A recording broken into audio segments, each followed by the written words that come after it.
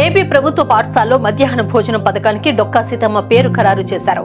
Deputy CM Pawan Kalyan కోరిక మేరకు విద్యాశాఖ మంత్రి నారా లోకేష్ మధ్యాహ్న భోజనం పథకానికి ఇప్పటి వరకు అమల్లో ఉన్న జగనన్న గోరుముద్ద స్థానంలో ఈ పేరు ఖరారు చేశారు. తాజాగా ఈ పథకానికి సంబంధించి రోజువారీ మెనూను ప్రకటించింది ఏపీ ప్రభుత్వం. ప్రతి బడిలోనూ ఈ పథకం కింద అందించే ఆహార పదార్థాలను ఫైనల్ చేసింది. ఏపీ ప్రభుత్వం అందిస్తున్న డొక్కా సీతమ్మ మధ్యాహ్న భోజన పథకం కింద ప్రతిరోజు ప్రత్యేకంగా మెనూను సిద్ధం చేసింది. ఇదే సమయంలో ప్రధానోపాధ్యాయులు, వంట నిర్వాహకులకు ప్రభుత్వం కొన్ని కీలక సూచనలు చేసింది. శుభ్రమైన వాతావరణంలో వంట చేయడంతో పాటుగా విద్యార్థులకు నిర్వహణలోనూ తగు జాగ్రత్తలు తీసుకోవాలని ప్రభుత్వం స్పష్టం చేసింది. వంట నిర్వాహకులు యూనిఫామ్ తప్పనిసరిగా ధరించాలని ప్రభుత్వం సూచించింది.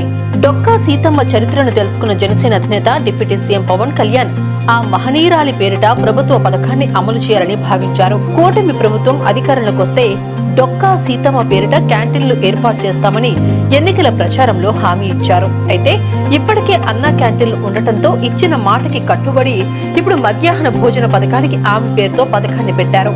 ఇదిలా ఉంటే ఇప్పటికే డిప్యూటీ సీఎం పవన్ కళ్యాణ్ వినూత్న నిర్ణయం తీసుకున్నారు. తనను కలిసేందుకు వచ్చే వాళ్ళెవ్వరూ పూల బొకేలు, విగ్రహాలు, శాలువాలు తీసుకురావద్దని సూచించారు. 10 మంది కడుపు నింపేవి, ప్రజలకు పనికొచ్చే వస్తువులు తీసుకురావాలని అభ్యర్థించారు.